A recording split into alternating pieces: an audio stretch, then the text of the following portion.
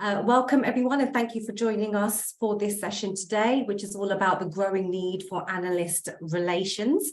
I'm very proud to be joined by four leading analysts within the industry. Joining us today, we have Rob Ambrose, who is the co-founder and managing director at Kedar Research. We also have Chris Evans on the line, who is the senior market analyst at Future Source Consulting. We've also got Kedar Mohite, who is vice president at SG Analytics. And last but not least, we've got Ben Keane, who is an independent analyst, investor, and board level advisor. So thank you and welcome to you all. It's a really interesting session. I'm really looking forward to hearing what you all have to say. We've got lots on the agenda, so I'm going to just go straight into the first question that we've sort of prepared for you today, which is, how would you describe the value industry analysts bring to businesses? So I'm going to hand the mic over to you, Ben, first, if that's okay. Let us know what you think. Well, I guess there's kind of two categories of engagement, right? The first is where you're not contracted specifically to the company that you're talking to. The second is when you're contracted to actually undertake a particular project for that company. So in the first model, where you are just meeting with that company, and you're meeting as an analyst, I think the primary value of an analyst there is being a bit like an investor or a VC or even a good non-exec director on a board. You're there to ask tricky, difficult, challenging questions that help improve the proposition of that company. So you're really kicking the tires all the time of what that company is trying to do, helping them in the process strengthen that proposition.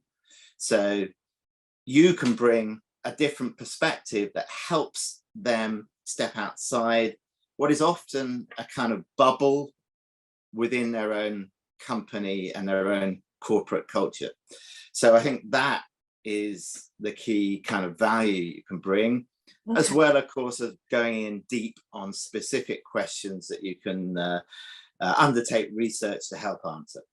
Yeah, no, absolutely. Thank you. And Chris, what's your thoughts?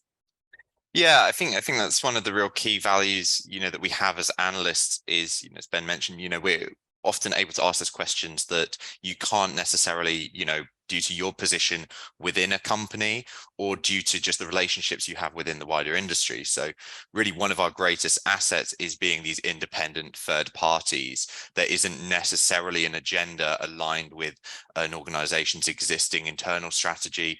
We can come in as that, third party, and ultimately, our best interests sit with the industry as a whole, moving these markets forward, creating partnerships, interoperability, especially within the world of pro video and broadcast. Interoperability is just so crucial to these product areas and these product categories.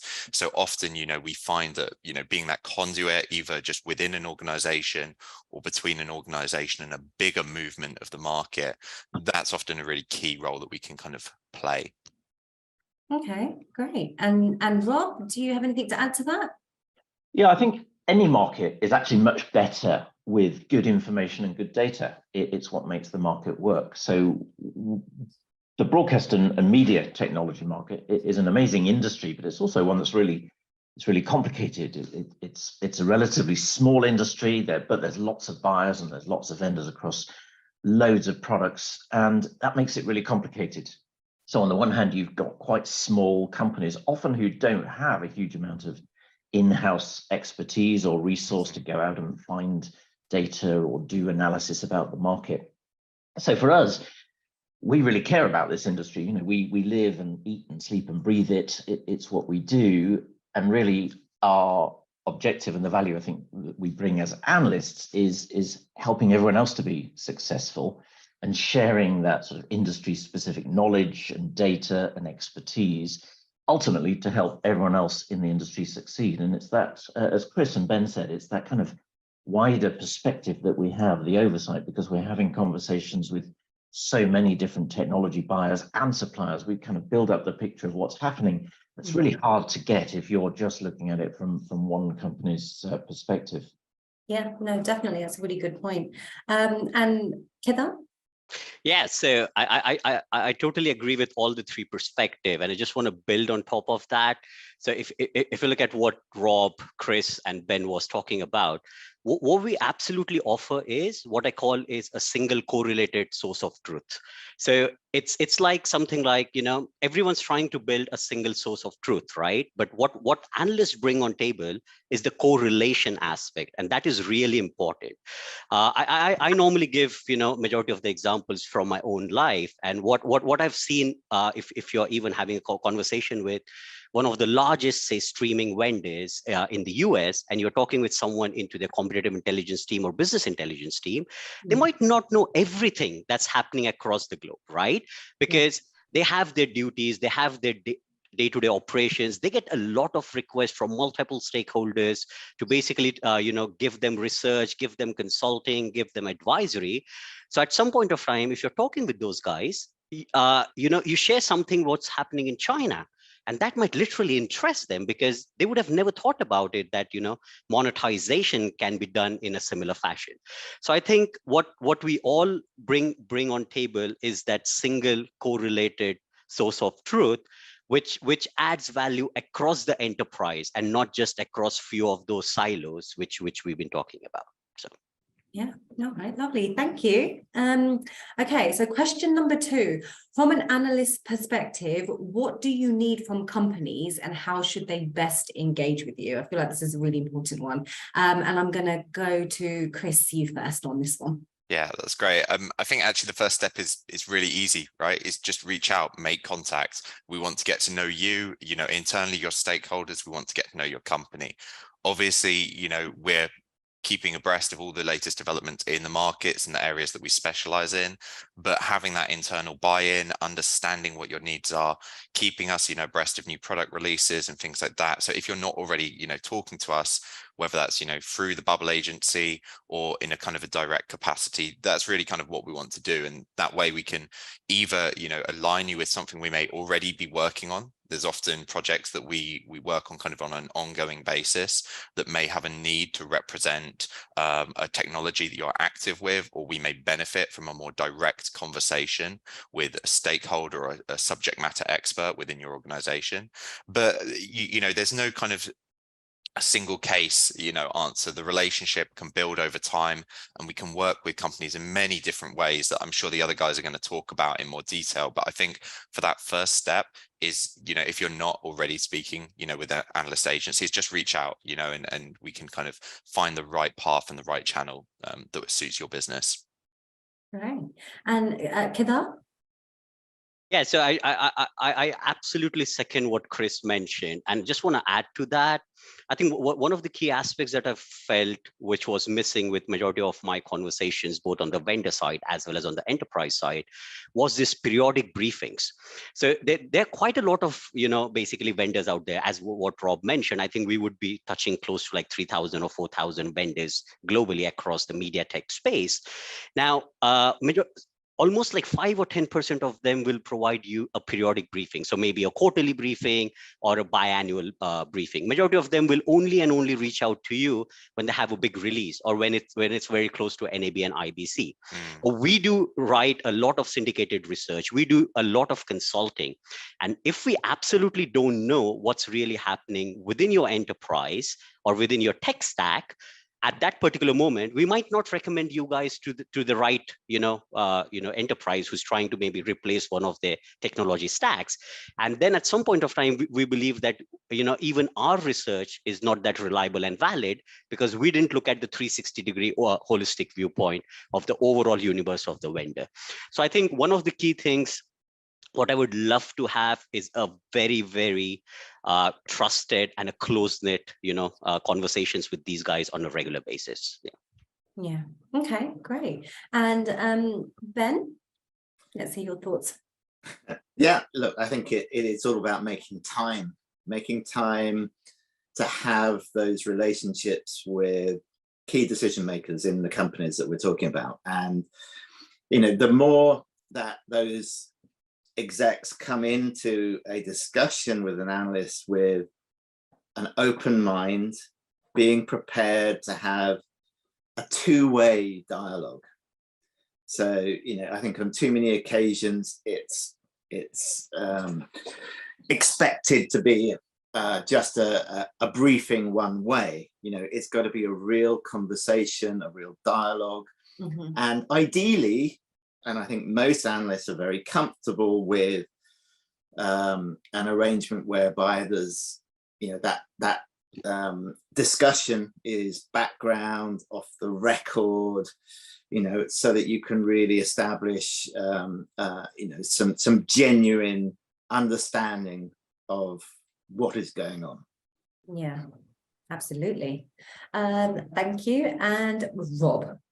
Yeah, Ben nailed it with the sort of creating that two-way conversation, because that's so important. You know, as we said, we all work in the same industry. We're all on the same side, and I think users as a resource, the best relationships we have with technology suppliers and vendors are the people who are asking us questions all the time. So I would say, just if you have a question about anything in the industry, reach out to one or more analysts and ask that question. And most of the time, they'll be happy to give you a steer or tell you how you can get access to more in-depth data to support that. And then as Chris and Kedar and Ben said, it's around telling us what you're doing. So making sure that we're up to date with your own products and strategy and who you're selling to and who your customers are, because that makes sure that our data is accurate and our understanding of the market is accurate. Yeah. And in turn, you know, buyers are seeing that data. So buyers are also making decisions based on seeing that analysis and our advice that we give them. So ultimately, it should help sell more. Keep in touch. Don't wait for the sort of quarterly or you know, twice a year trade show to have the meeting. Send us an email whenever you want. Yeah. Okay. Just circling back, I guess, to what, you know, Ben introduced at the beginning of the call of kind of the two kind of key models that we work with in the industry. You know, a lot of what we've just talked about there is really about that kind of that collaborative aspect of how we engage with the industry, represent trends and feed into kind of ongoing analysis. But it is also important to, you know, note that there's also the kind of the more commercial, you know, route in terms of answering a question, validating data, working bespoke with a company. And if there is a certain need that you have within your company to justify a decision, answer a question that you don't have, then equally reaching out to us and, you know, either kind of pitching, you know, kind of a concept that you're trying to understand, designing a white paper or something like that, that is something that we can obviously work collaboratively with you to advise on the best methodology. And, you know, we've, depending on the analyst research house and their expertise, you know, you've got both kind of qualitative research methodologies, quantitative research methodologies, and some that straddle both. And, you know, these are different approaches that we can use and advise on to solve your, you know, solve your problem. Many of us work within kind of wider organizations that don't just deal with professional video and, you know, kind of the broadcast media and entertainment industry. And, you know, we can benefit there from, again, approaches using consumer electronics, maybe for end user surveys, maybe it's other methodologies for kind of bespoke competitor analysis. These are all different methodologies that we can design to solve a problem that you might have. So whilst there's the kind of ongoing engagement with analysts to keep us informed about your activities, there's also that much more direct commercial opportunity as well, which, you know, all of us, I'm sure, are open to hearing about. Yeah, no, absolutely. Thanks, Chris. Okay, so what are your top tips for driving data-driven decisions off the back of detailed research? Because it's all good and well doing the research, but then it, you know, how you use it as well is as equally important. So, Kedar, let's start with you first with that question. That's perfect. I mean, I was just going to chime in because, you know, it's very close to my heart. And, you know, as I mentioned, I love to narrate stories where I bring in from the real life. And I can just narrate something, you know, which happened with me in IBC 2018. So when I was basically roaming the floor, I figured out, you know, there were quite a bit of vendors who were talking about, you know, remote production that time. And no one knew that, you know, COVID's going to hit us. But then there were a couple of vendors who were talking about remote production and so on and so forth. I just figured out, is is it something like a buzz that's going to happen, or is it just like the 3D TV which came in and vanished or something like that? So I was still into this fix of mind, because whether I should start, working on a couple of research papers around that, white papers, and so on and so forth. But the problem that I was facing at that period of time was I didn't have sufficient data to start my hypothesis or my research, right? And then I was basically again talking with a couple of these large players like the IBMs and the Oracles of the world, and they were like pretty much like, oh yeah, remote production is going to shape this world, and we've been trying to look at that if this adoption is going to be like say 15 or 20% of the overall production workflow. And when they started talking about those numbers or teasing those numbers to an analyst, that gave me a meat to really understand, okay, so there is something really significant that's happening. And so let's start investigating. So it was a reactive research rather than a proactive research. So if you look at the overall example, the data point steered my entire 12 or 13 months of publications. And majority of my publications post that was very much centric to remote production on IP. And then of course, once the pandemic hit, it was like a pretty good, buzzword around the world. So I think data is at the epicenter of anything and everything that we start. It's like an information repository, which can be then converted by laying of the research overlay into an intelligence and actionable decisions and insights. So I always believe that, everything should be validated and have a reliable source, and that source should be your data points. Can be qualitative, can be quantitative as well. Okay, great. And Ben?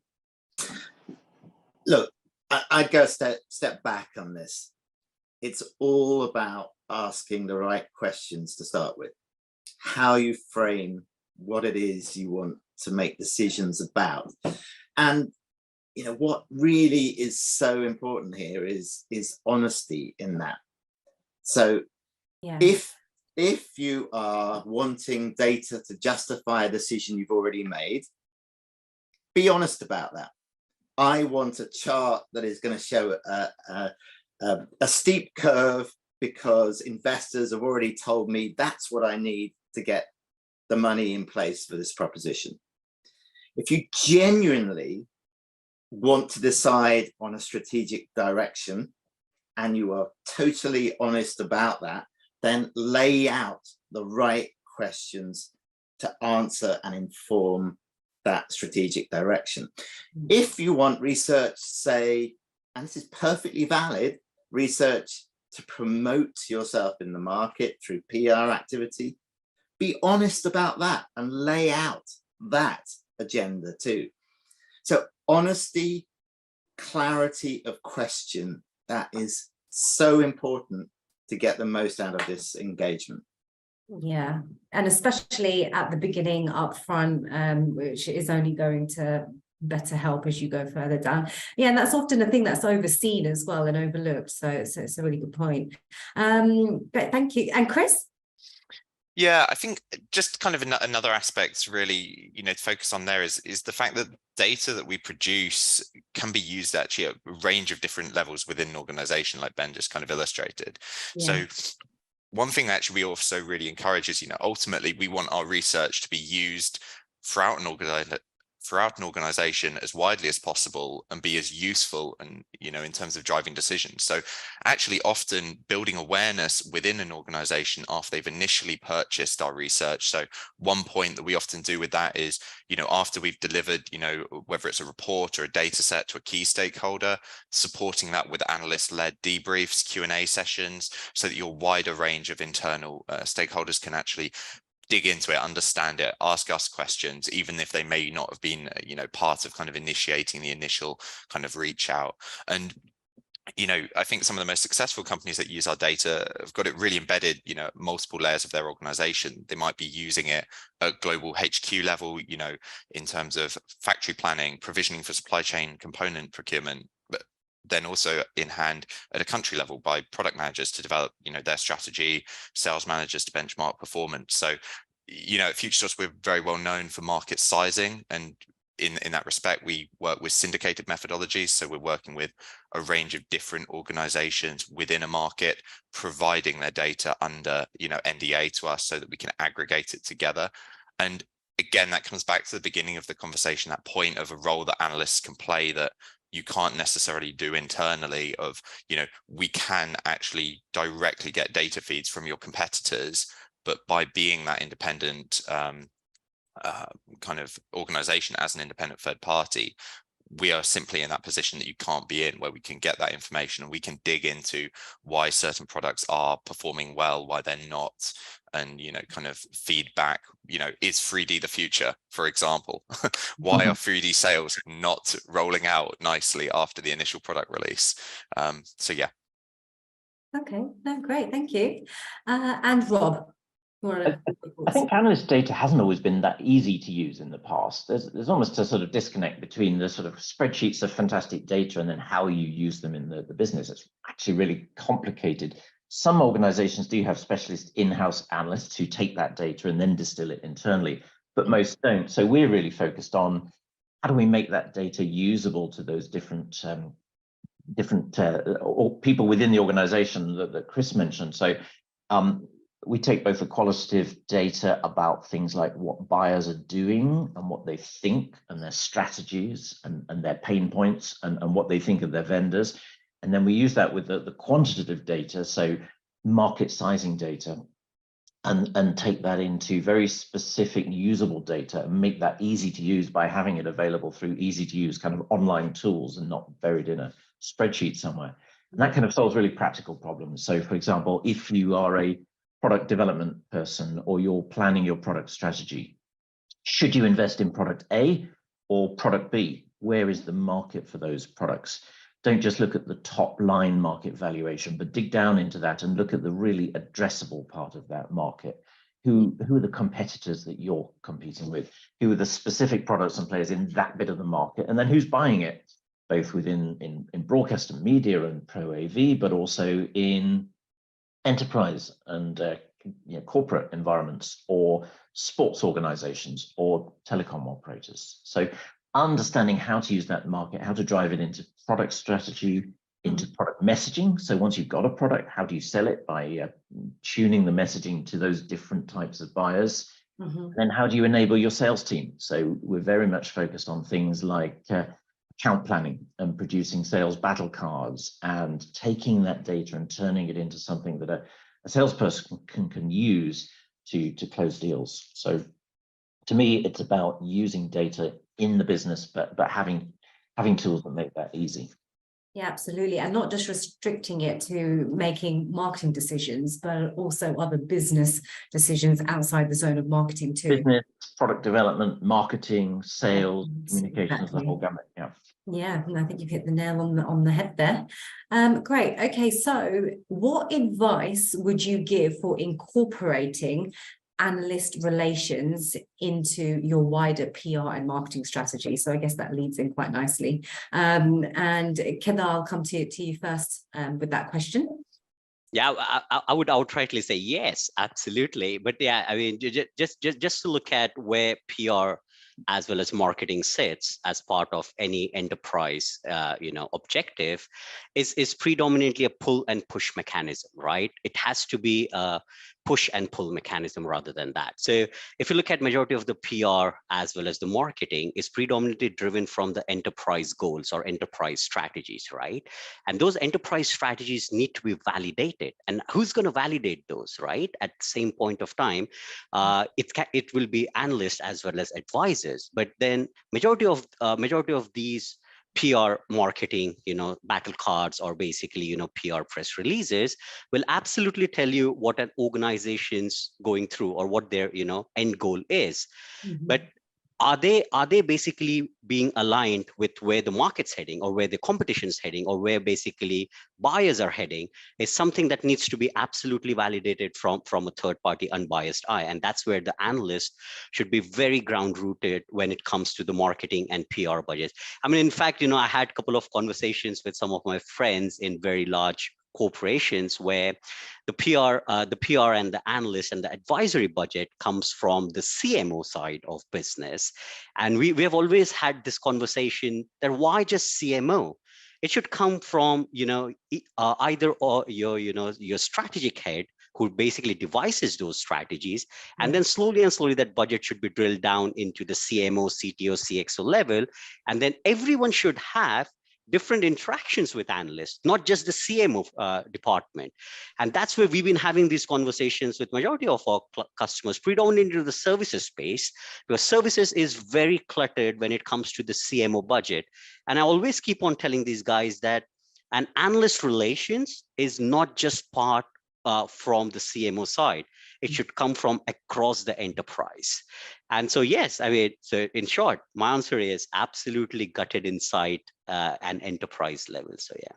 Yeah, great. Okay. And Ben? Well, your question was, how should it be incorporated into this wider strategy? Well, number one, ensure it is part of that strategy. Think about it. In an ideal world, have someone who's responsible for it. Some of the, typically in a US company, the role of analyst relations is a specific role. Yeah. That is separate from other PR activities. So thinking about the analyst channel separately in an ideal world is really important.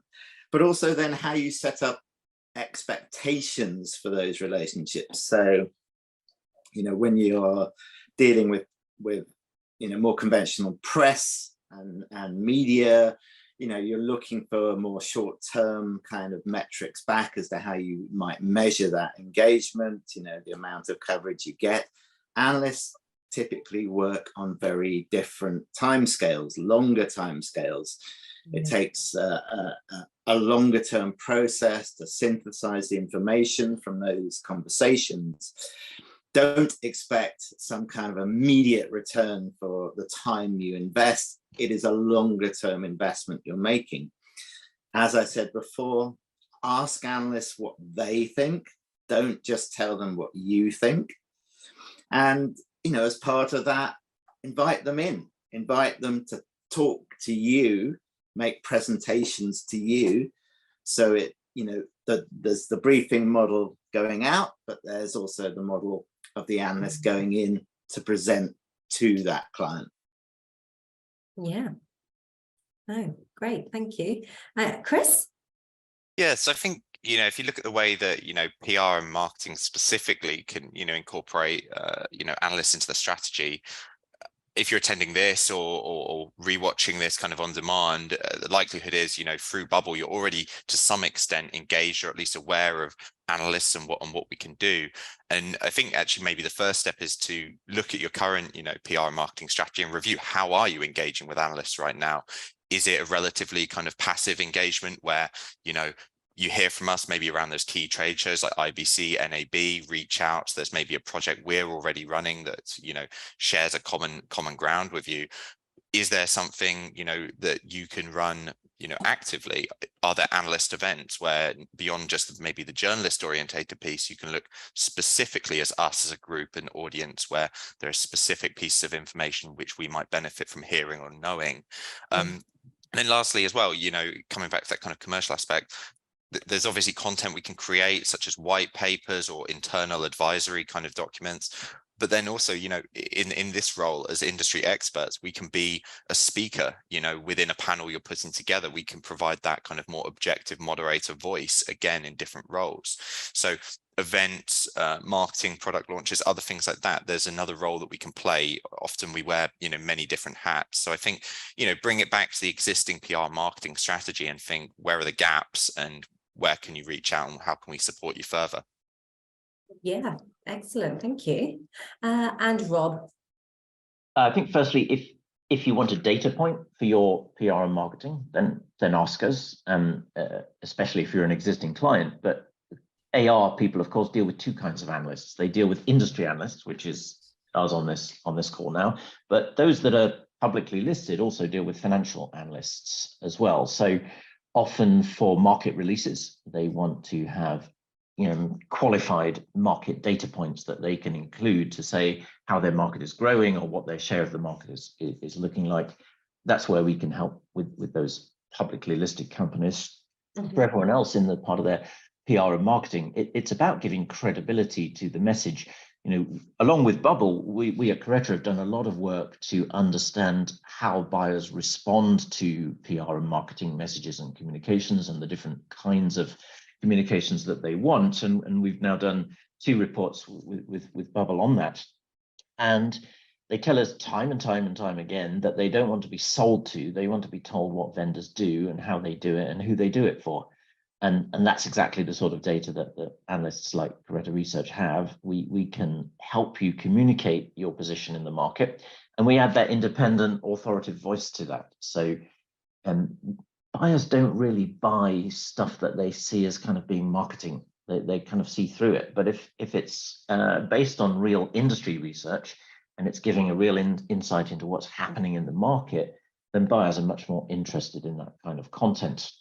And then if coincidentally that aligns with your marketing message, then that all comes together and makes for a successful white paper or infographic or roundtable discussion or executive breakfast or report, whatever it may be. And then there's just one other thing I would add that works really well for us and for our clients, and that is commissioning original research. So very often we'll go off and conduct new research with specific types of buyers. That can be one-on-one research, or it can be survey-based or a hybrid. And that will kind of create new insights into a particular part of the industry that then creates a really interesting marketing message around an emerging topic, like Kedar was saying with remote production a few years ago. Those are the sort of topics where there's a lot of interest from buyers in understanding more, and analysts have the data and insights to help them do that. Yeah. No, absolutely. Lovely. Thanks for sharing, Rob. And then moving on to our final question. In your opinion, why are analysts so important in the media and entertainment industry? So, Rob, I'm actually going to go to you first on this one. Put me on the spot. Yeah. I think as we said at the start, I mean, this is an amazing industry, but it's also a small industry by total value compared with other bits of the sort of technology world. So we're a sort of a small and friendly industry, but one that's also really complicated and fragmented. There's a lot of small and medium-sized companies engaging in the market. And then there's a lot of really big companies, sometimes from outside the traditional industry coming in. And that all creates complexity and fragmentation. And yet, if companies are going to be successful, they really need good data and insights to guide strategy on what products to develop and how to sell them in the market, how to position them, and then ultimately how to target the right kinds of customers with the right message and the right products. I don't think many companies can afford to leave that to chance, really, or trial and error, and yet many do. So I think we're really there around helping you succeed in your market, to be more successful, to get it right first time, and to be more efficient, and really to target the sort of limited resources that every company has for product development and marketing and sales in the right place. That's really the key to it. And to me, that works really efficiently and really successfully where we've done that with clients. We work with clients who have decided not to launch a product at all because we'd identified for them the market really isn't there. We've worked with clients who have repositioned products or retargeted a different buying audience because we've helped them see who they're competing with and what the buyers in those different cohorts are doing.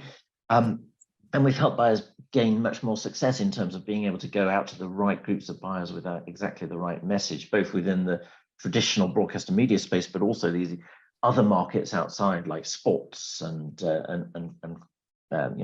companies that are using video. So all of that comes together in just kind of making everybody more successful in the industry. Yeah, and ultimately serving decision making based on data, stats, and yeah, I mean, intuitive decision making is still important. People that work in this industry are experienced and they have a feel for it. But if you can then validate that and confirm that through good analyst insights and good analyst data, or as is often the case, it turns out that those sort of intuitions aren't quite correct, or sometimes it's a little bit off target, gets people back onto the right target and maximizes the success. And that's key to us, because I think it comes back to what we said at the start. We're all in this same industry together. Yeah. So really, we're only successful as analysts if the people we're working with in the industry are also successful. So we kind of have this common interest, I think, across all of the people on this call, even though to a certain extent we may be competing with each other on this call.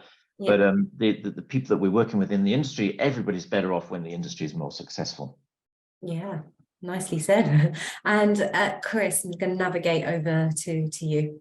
Yeah, I mean, I'd really, echo that. I mean, ultimately, the value of the analysts to the overall industry is where we're acting with the, industry's best interests at heart. And that plays into being an objective voice within, these conversations. And that comes back to the importance of us as independent third parties, right? So that's the real value that we can offer and what kind of makes us most important. Now, I guess an important distinction I'd maybe make there with journalists, because obviously journalists are a voice within this industry that you're maybe more experienced with engaging with. And naturally, their job is to tell engaging stories, that are either informative or entertaining. And there's always that maybe as the kind of the centerpiece. I think with analysts, what we're looking to provide is evidence to these narratives. So coming back to Kedar's point earlier, remote production, fantastic. We come away from a show with loads of excitement, loads of buzz about a new idea or a new technology. Does that mean that we suddenly run into kind of developing new products for that because we're feeling a bit of FOMO, that kind of, oh my goodness, we haven't thought about this at all in our strategy. Right. Everyone's, talking about this at the show. Is there evidence to, justify that decision? Maybe someone more senior, within the organization is suddenly saying, this is absolutely the direction we need to go. And it comes back to you, maybe to those intuitive decisions, say, this just isn't the right fit for our company.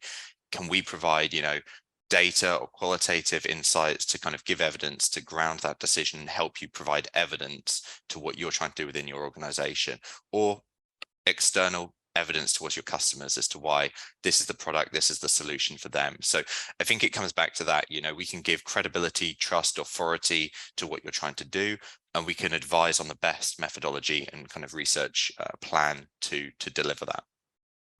Great. And what do you think, Ben? Well, your question was about why specifically in the media and entertainment sector are analysts important. Well, I think, precisely because it is such a fast changing, complex, dynamic sector, and a sector where data itself has become an increasingly important driver of commercial success. So the very features of that sector make it incredibly important to have the kind of analytical perspective that everyone on this call and others are providing. Because again, as I kind of said at the beginning, it's all too easy for people in a particular company, in a particular corporate environment, to drink the Kool-Aid of that particular perspective, right? You can take all of that on board, see it through a lens that is very difficult to step outside of. Mm-hmm. Our job is to be stepping outside of that all the time, to ask those difficult questions, whatever the newfangled thing is, take all the hype around fast right now, right? Super exciting for so many people, loads of money being poured into it. Loads of people would be disappointed because they're getting sucked in to believing they own that hype story. So help stand aside by using analysts to properly interrogate what is really going on in this fast moving sector. Yeah, absolutely. And taking a look at it a layer deeper as well. Absolutely. Great. And Kedar, let's hear. Yeah, so yeah, if you want me to have the last word. So yeah, I mean, that makes sense. So I just want to build on what Chris, Ben, and Rob been talking about, the fragmentation of the industry. I mean, of course, that's a key thing to use analysts, because I haven't seen an industry so fragmented as media and entertainment, except maybe consumer goods to a certain extent. If you look at majority of the segmentation of other industries, it might be 4 or 5, and then you're done. But minimum media and entertainment can be split into maybe 14 or 15 sub verticals, and within those sub verticals you have micro verticals, right? And OTT can be split into SVOD, TVOD, AVOD, and now you can have an OTT linear and so on and so forth as well. That's of course great, but then again, the conversions of media across different industry is another parameter where analysts can absolutely help you guys out, because media and entertainment absolutely doesn't have a definition right now, because it's everywhere. It's everywhere. Governments are using videos. Governments are using images. It's healthcare. Healthcare's converging with retail. Retail's converging with media. E-commerce is becoming one of the key monetization aspects for majority of the AVOD services across media. So what kind of technology stacks AVOD services needs to embed as part of the e-commerce ecosystem? Majority of OTT platforms or super aggregators are becoming like marketplaces, right? So if they become marketplaces, what kind of technologies which are embraced by e-commerce platforms like the Amazons of the world can be then basically supplemented into media? So all these questions which absolutely ring your mind, we ease you out for you. So like what Ben mentioned, we give you a very clear crystal ball to play with, and you guys can absolutely plug and play whatever you require. So I think that's the reason analysts should be at the epicenter of exactly whatever decisions you're making, both on the buy and sell side. Yeah, no, lovely, and a good wrap up for that last and final question. Thank you. For everybody on the line, if you've got any questions at all, please do just pop them into the Q&A box, and we'll answer accordingly. If you don't want to ask it directly now, you can also email your questions over afterwards, should you wish, to hello@bubbleagency.com. But we do have two questions here, so I'm just going to say out loud the first one. With such a great pool of knowledge here, what do you see as the key things that will happen in the M&E industry in the next 6 to 12 months? That's a really good question. Anybody on the panel wish to answer that one? I don't mind trying. I think firstly, it depends on which bit of the media and entertainment industry you're looking at, because there's so much happening. Because we work with everyone from people doing production tools right through to operators who are delivering that content to set-top boxes with aggregation plays in people's homes. So I mean, it would be each of those segments, you could say it has lots happening. I think at the start of the value chain, when we think about production, I think we're seeing a rapid shift towards the adoption of more cloud technology for production that's been on the horizon for some time. And it's kind of been preempted by the shift to remote production, but actually shifting the next step into cloud fundamentally changes the workflow. Remote production kind of changes where it happens, but the idea that you go to a sort of camera to cloud and that both live production and post-production are then done in that same cloud environment. That's kind of been a little bit science fiction over the past few years, but it's now happening for real. And so I think we'll see that particularly taking over some of the lower end of the market initially, but moving up into higher value productions.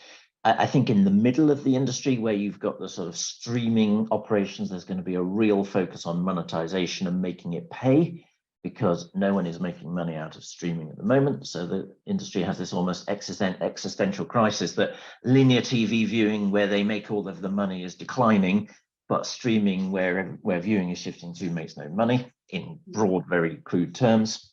So thinking about how the pivot from linear to streaming happens, which is why there's so much focus on things like FAST.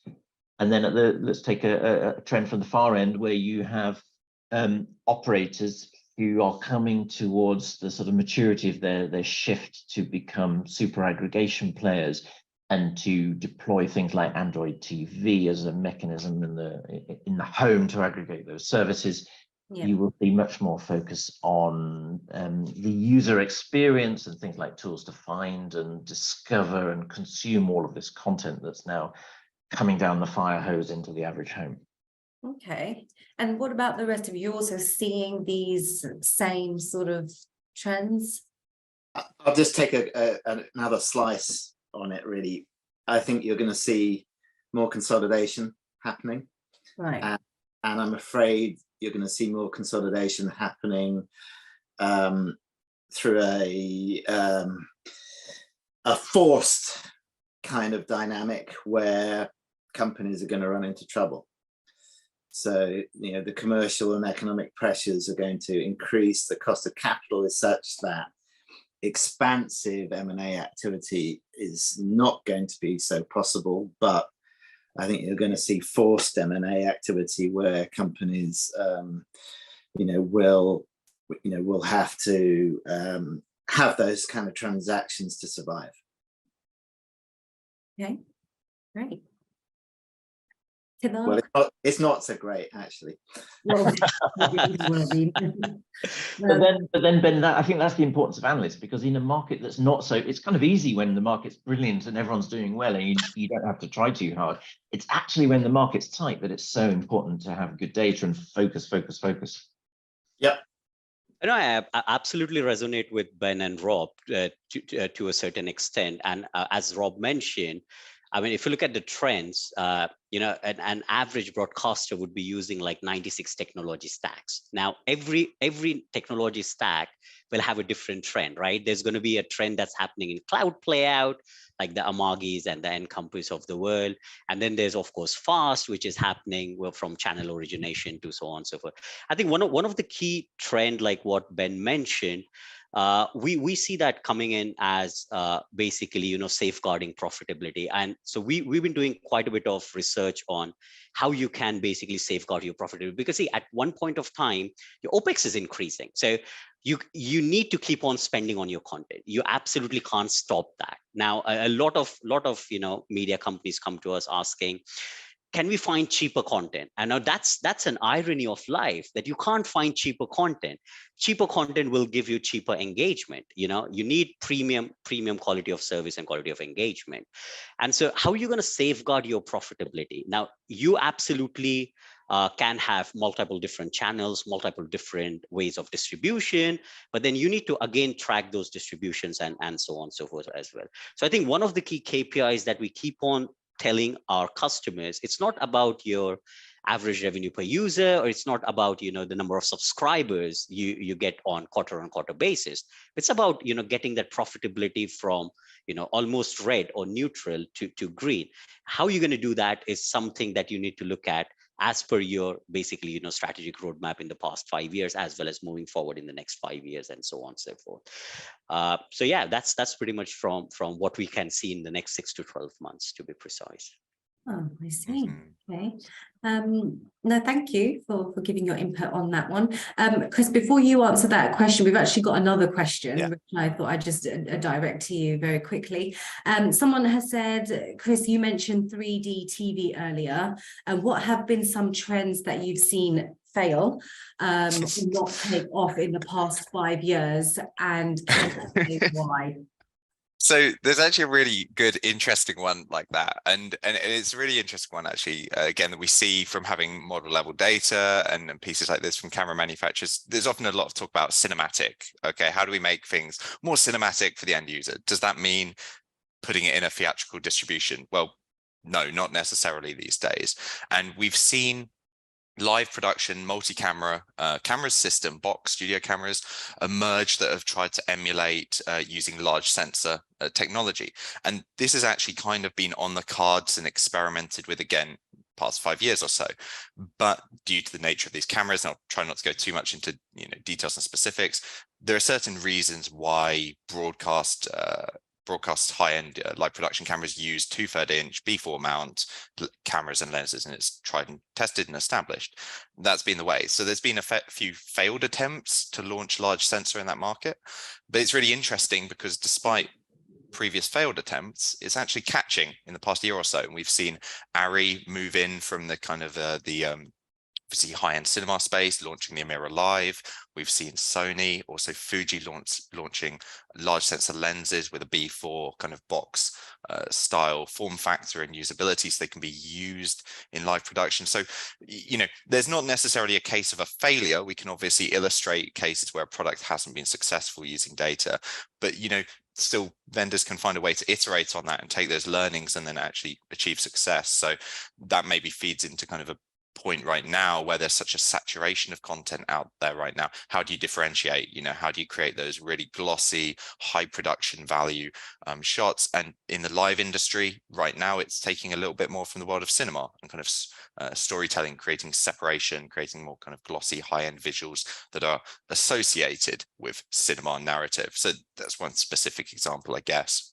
Right. I Okay. think more generally, Nikita, you can say that if technology is not ultimately meeting a consumer need, if it's a technology that's meeting an industry need rather than a consumer need, then it's going to struggle in the market. Now, meeting an industry need, if it's about making the industry more efficient and more effective, that's fine. But kind of almost contradicting what Chris was saying, but not, I would say things like higher resolution content, so 4K and 8K content, have resolutely failed to get much traction in the market because consumers don't really care about it that much, except in certain niche spaces, and there's no business model for the operators to deliver that content to those users. So users are not willing to pay more to have UHD or 8K content piped into their homes, so the operators can't make money out of it. So the operators won't invest in the additional technology cost of delivering it, which is why some of those production, higher resolution formats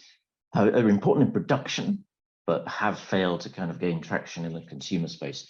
So I think the technologies that are successful are the ones that meet a consumer need. The technologies that tend to fail are the ones like 3D TV, are the ones that are like a technology problem looking for a technology solution looking for a problem and aren't addressing a consumer need. What consumers want is, more easier access to more content more easily. They don't actually care so much about the quality and the resolution, it turns out. Okay. And is there anything else in terms of trends that you've seen, Kedar or Ben?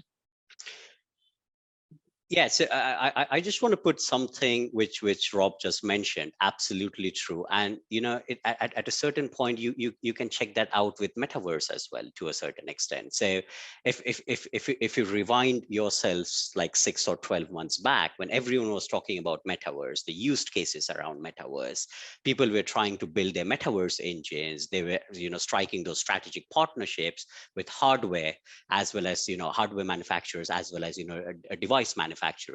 But at the end, if you look at where we are at the pinnacle of where metaverse is, except handful of used cases, we absolutely don't see an adoption across the content value chain. So if you look at the adoption of metaverse is for maybe, at some point of time. So I recently went to one of these very large broadcasters in the US, and they're basically onboarding their new recruits through metaverse. Now that sounds like a pretty interesting use case, but is it a real use case of metaverse? And what metaverse meant, or the metaverse ecosystem? Maybe not. It's just one of the use cases, which not might add any monetization aspect to the customers. But as they've already built the platform, they've onboarded multiple different Qualcomms of the world, and now they're just leveraging that platform. So my aspect up here is majority of the technology stacks, or as well as use cases, will end up failing unless you have proof points.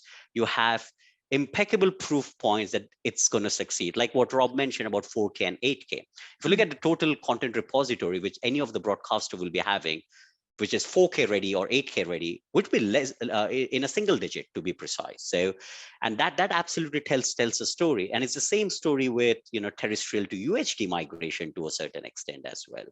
So I think the profitability aspect, what I did narrate, will drive majority of your decisions, and majority of your ideation to use cases will be based on that whether these will absolutely add to your profitability margins and safeguarding your profitability. If I can just add one more thing that I was thinking about, it's very easy to think about the big things like 3D TV, and it's actually, we should talk about blockchain. Is that going to be a trend or not? And that's probably, we've got 2 minutes left, so we better not go into that one. But actually, coming back to what analysts add, how analysts add value, it's often the slightly more mundane trends that are more relevant. And I was just thinking of a specific example. We work with a technology vendor who was interested in bringing a product to market that enabled pay TV operators to get easier access to premium video titles. We did a lot of research on that, and it sounds sensible on the end. Operators can offer premium VOD titles on their service much more easily. Actually, what it turns out is that operators are far more interested in launching the sort of super aggregation services where they put other people's SVOD services onto their platform. And in fact, operators were moving away from having their own content. So that's not quite such an exciting trend as some of the ones that we've been talking about, but it's kind of the trend that is our bread and butter because it's the sort of thing that actually impacts real business. No, thanks for adding that and chiming in as well, Kedar. I've got a question here, which might be a little bit controversial or difficult, but I assume if this particular anonymous attendee has this question, then others may as well. So they've said that their boss tells them to use Gartner, but they're super expensive. What are your thoughts on that and pricing, I guess, for using analysts? And we do only have a few minutes left, so if you want to answer this afterwards, we can also send that round. Can I just jump in real quick on that with the quite pragmatic but obvious answer, right? Is all research, the cost is also going to have variables based on the methodology and what you're trying to achieve. So I think being upfront with when you're approaching analysts, what's the budget available? What do you have to spend? You can always design and be flexible towards what you've got. But then maybe if you've got some that you perceive as expensive, right, dig into that methodology. How are they justifying that cost? Are they really delivering something? And maybe benchmark that and consider that against other analysts, such as some of ourselves. I would say the big analysts like Gartner and Forrester and IDC, they're great, but they focus on the whole of the technology market, and they're mostly focused on, we would say enterprise IT, to use the jargon. They don't know very much about broadcast and media technology in the world that we live in. So I think use Gartner if you're interested in enterprise IT. If you're interested in the specialist technology that runs our industry, then come to an industry analyst who really knows that world. That's a slightly different answer to the cost factor, but I think you'll probably find that the industry analysts are a lot cheaper than Gartner as well.